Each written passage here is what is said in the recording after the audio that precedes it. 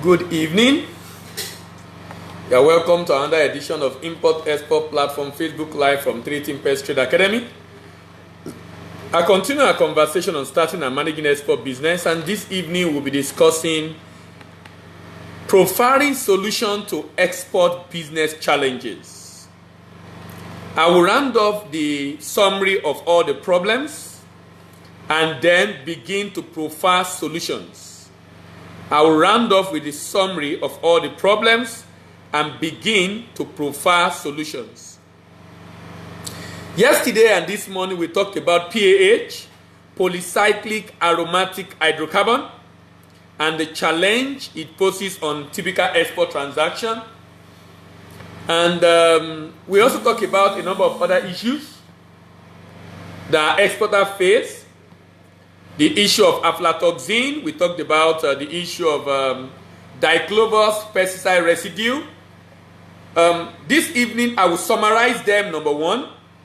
Then we will start a new discussion on my recommendation for small businesses on how to better manage their export business. The things that should drive them, the principles to adopt, the kind of way to reason, the way to think, in order to ensure that at the end of the day, the business is not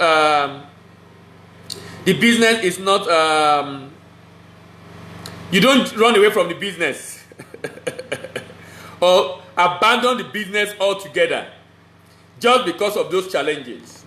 I've categorized the export business challenges into 10 areas: product, paperwork, payment, people, port, packaging, profit, processing, promotion, purchase order.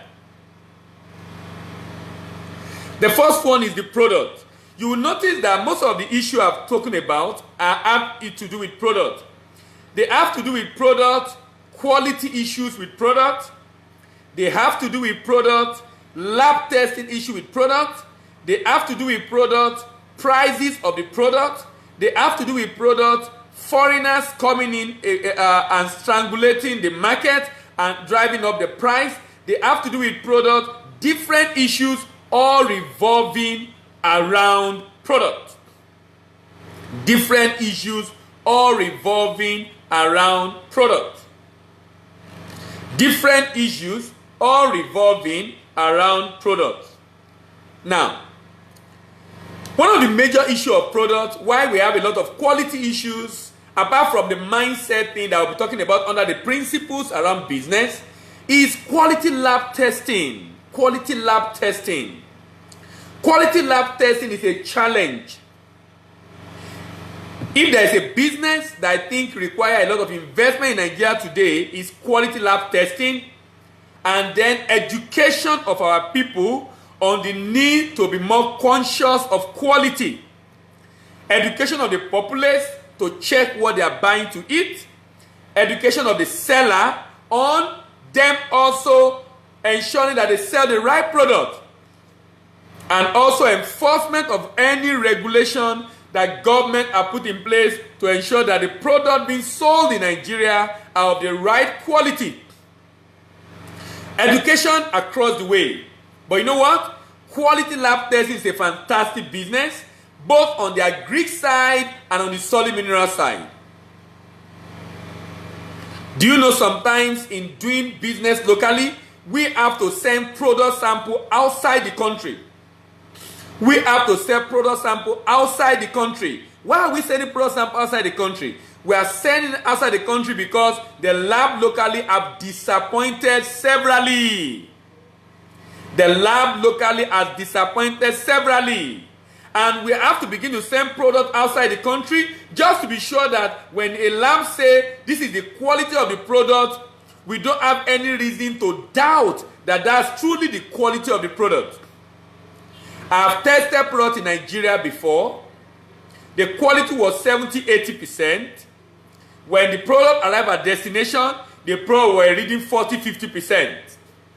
A wide gap. Typically in a solid mineral business, you don't expect a very wide gap between what was tested locally and what you find abroad. You don't expect any wide gap between it. But you know what? In this case, there was a very huge gap. Very, very huge gap between local and export. Very, very serious gap. Why? Because of the lab issue, number one. Number two, even the sampling issue. Let me say this at this point because we are providing solution to the problem. If you are exporting any product and they are not homogeneous, ensure that they become first homogeneous before any lab testing is done on them.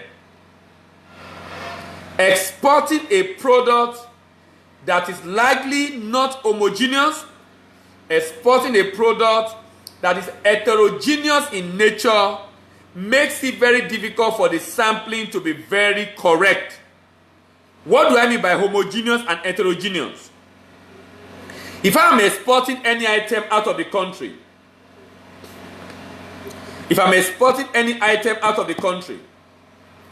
that item I'm exporting out of the country should be homogeneous. That means if it's minerals, they must be of the same size. If it is rocky, it's not wise. If it is gravel, it's better. If it is quartz, it's good. If it is gravel, it's good. If it is quartz, it's better. If it is sunlight, it's great. If it is sunlight, it's great. So you want to ensure that any item, and I mean any item, that you are going to be exporting is homogeneous. Homogeneous. Similar in sizes, similar in structure, similar in form. When that happens, you know why?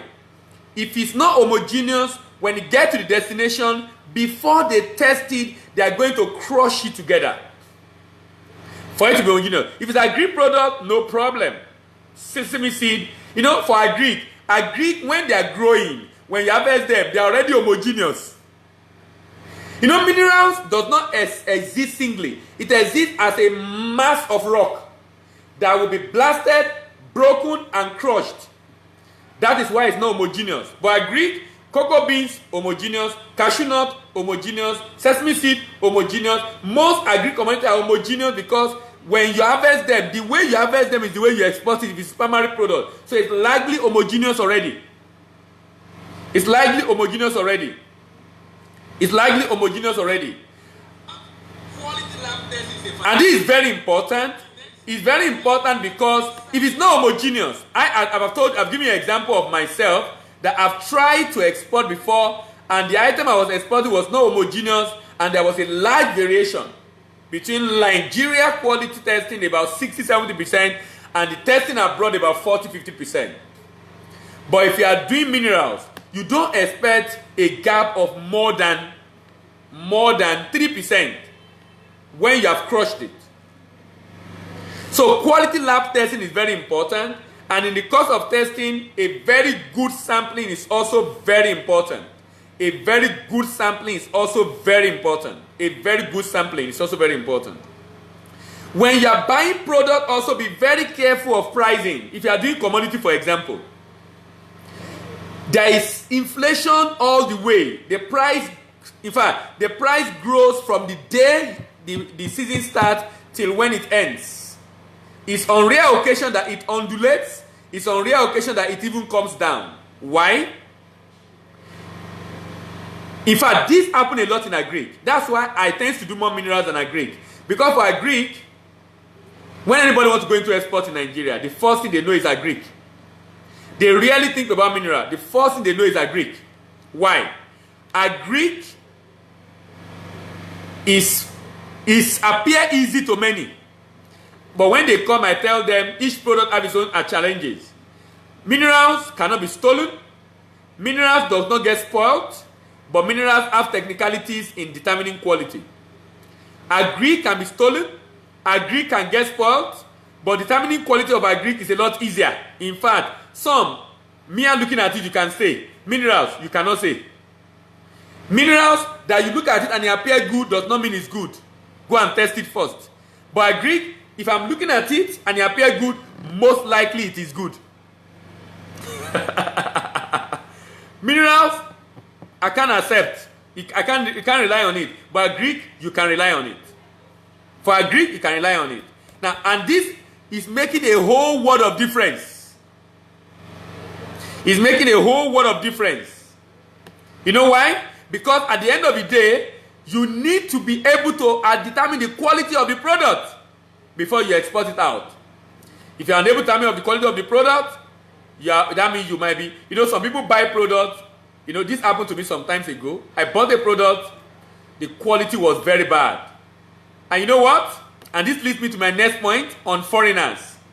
Foreigners come into this country because Nigeria is impoverished, because Nigeria don't even know the value of what they want, what they have, because Nigeria allowed them to have their way anyhow. Foreigner comes into this country and they dictate to us the way they want to operate. They literally tell us how they want to operate. And sometimes appear like we are handicapped. It appears like we are handicapped. We don't even know how to go about or what to do. Why? A foreigner is dictating to us how they must operate in my country. How are they able to do that? They brought money. And Nigerians were very eager to sell. Please, one of the mistakes people make in export, avoid it. Eager to export, eager to sell, eager to make your first shipment. Don't be eager, please. Just be rest assured there are buyers out there and there are many of them. Don't think if you miss this buyer, you will not get another one. People are too eager to sell. The foreigner will come in and tell you this is the price they want to buy. And because they brought in a lot of money, their influence increased the price of the product. It's only in Nigeria I found out. A foreigner will come into Nigeria with visiting visa and do business in Nigeria before he goes.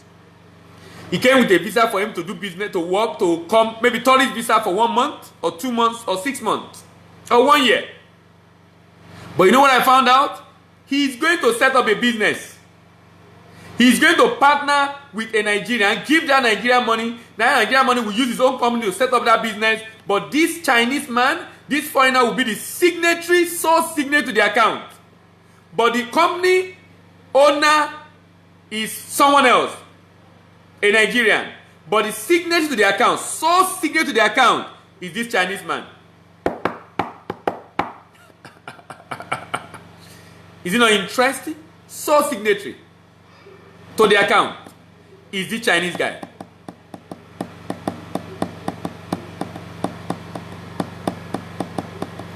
And in this era of transfer, even if the Nigerian is the one that registered the company, he is the one that calls the shot. They have an agreement to this effect. So he's able to transact in Nigeria. He will go into the bush. Where this dawned on me was the day I traveled to Jos. I was in Jos. We were trying to procure product. So I was in Jos for some days. I went into the bush in Jos. Into the thick bush in Jos. In Plateau State. 4 to 5 hours from Plateau into the bush. 4 to 5 hours from Jos into the bush inside Plateau State. Guess who are found inside the bush? Where you and I will not be able to stay because of Boko Haram? Chinese. They were in the bush mining Nigeria away. They can afford to live where you and I will not be able to live because of the fear of Boko Haram. Fear of S-men. These people are not afraid of Boko Haram. They are not afraid of S-men. They believe anybody can be bought. Is it not Boko Haram? They will give money to Boko Haram. If it's not S-men, they will give money to S-men. And S-men will leave them alone. They will stay in the bush. They will stay in the bush. Mine Nigeria away and take those people to their country. This was 2010, 2011. What am I trying to say? There are a lot of infiltration of foreigners in Nigeria. And that's one of the big problems for export. And that's why we plead with the authorities to do their job. These guys believe so much that Nigeria, their problem is money. And they believe that a problem money can solve is not a problem. So, when they are arrested by immigration, before you know it, they will be back on the field. How were they released? How did they get back to the field? This is why commodity exports in Nigeria today is not as profitable as it used to be. Because these people are here, they are willing to pay more to be able, because they are representing manufacturers, so they are not traders. They are willing to pay more to be able to meet up with the target of their bosses, of their company. Their company send them here primarily to do this. Primarily to do this. That's what their company send them here. Primarily to do this. To source for material for the company. That's the primary reason why they are here. And you know what? They do a good job. They use the money very well. They give that money, they buy at a higher price, and Nigerians, the local, will sell to them. Instead of selling to my brother, they will sell to foreigner, because foreigner is paying more. But they don't know what they are doing. They are not allowing Nigerians to have job. They are creating job for foreigners. You know, some people, this is the challenge of poverty. Poverty of the mind. When you are just interested in what you want to eat, you don't even know the implication of your actions. That's what I see in the way some agencies and people and especially local. That's where I see the way they behave. Sometimes they don't even know the implication of the action. They don't know that they are taking job away from other Nigerians by not supplying Nigerians who will be able to export those items, who have staff they've hired, who will be able to export those items and be able to pay salaries and create the jobs. They just think only of themselves and themselves and themselves and themselves alone. So the foreigner comes in and give them more money, they give it to the foreigner. Because why? They are looking at only today, very myopic people. Only looking at the cash. They don't mind throwing away the relationship with their fellow brother just because of the cash they will get from a foreigner. So the foreigner then dictates for us in our country the price they will buy the product. These are the challenges we are facing on the field. These are the challenges we are facing on the field. Because people are desperate to do business, they don't care that their brother is unable to do business, but they are happy that the foreigner is able to do business because the foreigner is giving them money. Another challenge related to product is logistics. Another challenge related to product is logistics. Logistics. For the last 2 years, we've seen hell trying to export out of Nigeria. Thank God that hell is over now. Thank God it's a lot better now. But those times it was not funny at all. Those times it was not funny at all. It was not funny because we are unable. We are unable to export because our ports were not functioning. The road were bad. The truck price skyrocketed and went over the roof. People have to became creative and begin to maximize the waterways in Lagos that we have neglected for many years. Logistics of moving goods. These are all issues that affect products in Nigeria. They are all issues that are very important. They are all issues that some of which government will be the one to fix. On quality lab testing, I've told you what to do. You might have to send your sample abroad. Or look for anyone you have good reputation on that is performed to other people in Nigeria. I don't want to advertise anybody here now. On inflation, on pricing going up from beginning of the season to the end of the season, you might need to take a position. If you know this is a product you want to do this year, you might take a little risk, calculated risk, take a position. Buy a lot at the beginning of the season and then look for buyer afterwards. The beauty is, even if you are not able to export it, you can still sell it locally. So it's not like you are wasting money. It's not like you are taking unnecessary risk, a calculated risk. If you take a position at the beginning of the season and you're able to buy and accumulate very large quantity, I can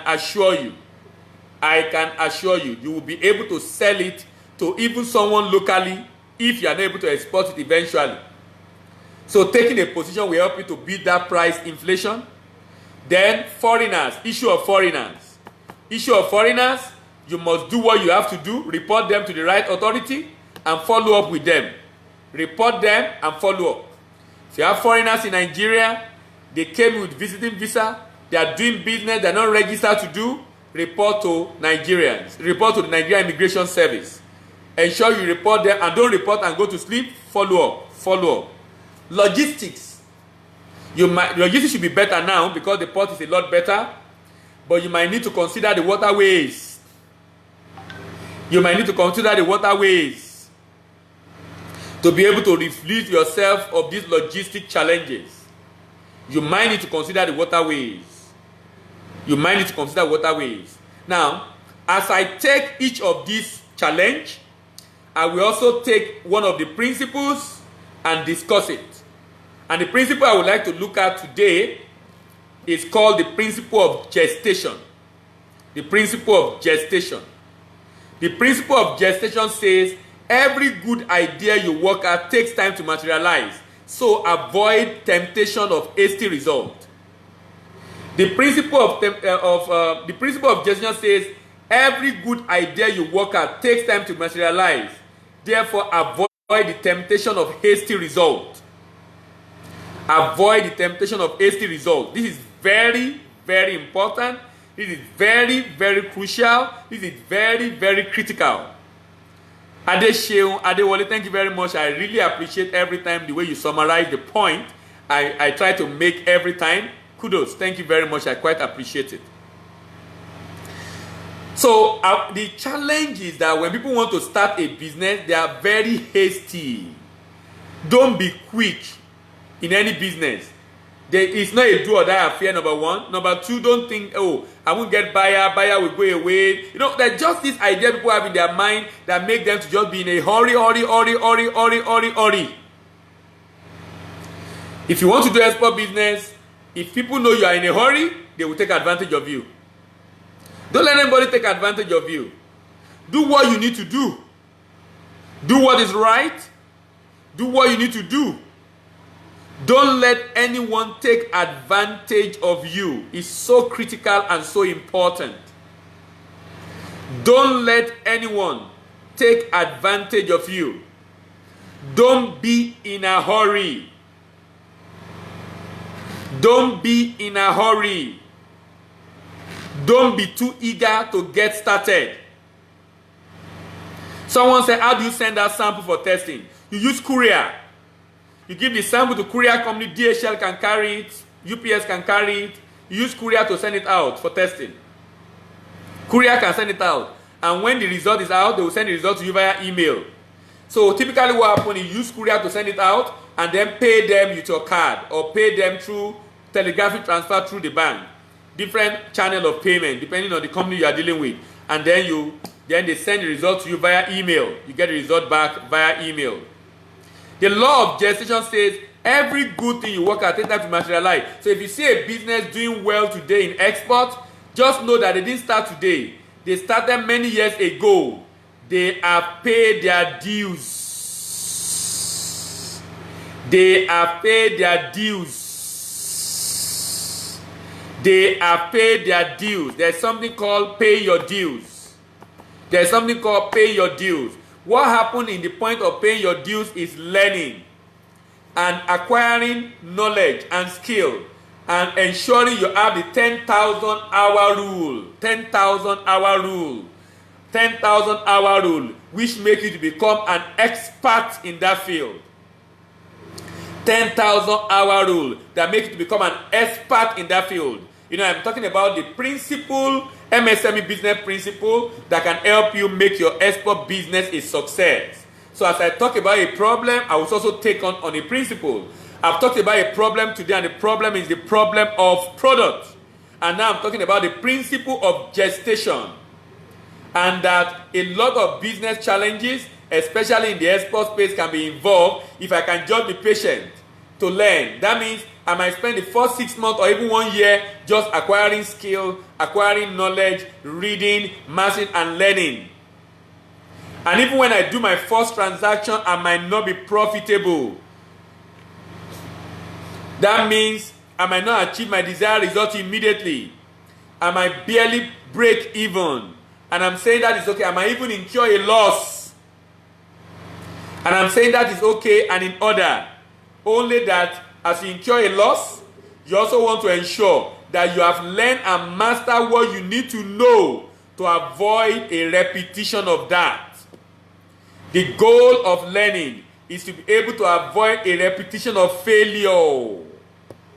Avoid a repetition of failure. So you have learned, then you should not repeat it again.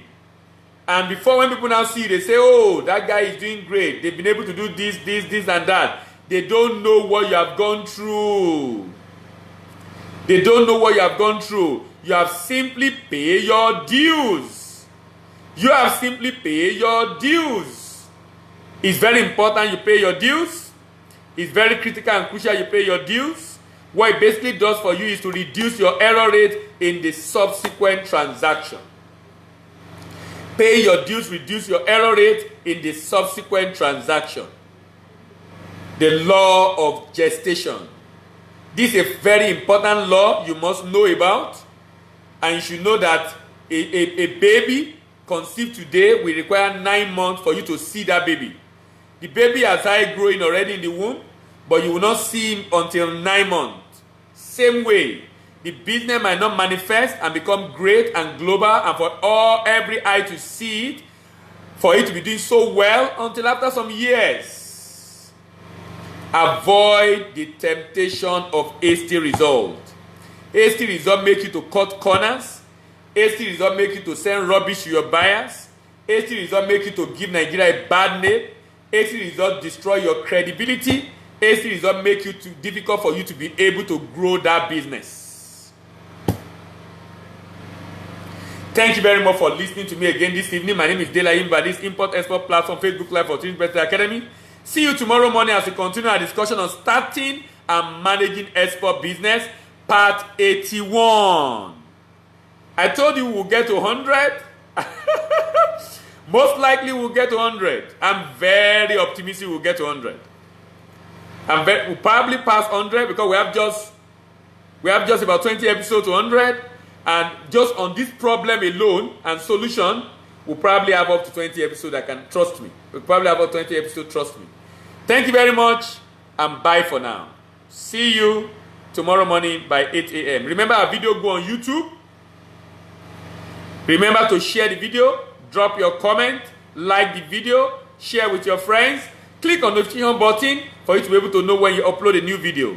Our YouTube channel is 3T Impes TV. 3 there is figure 3. T is trade. Import Export. 3T Impes TV.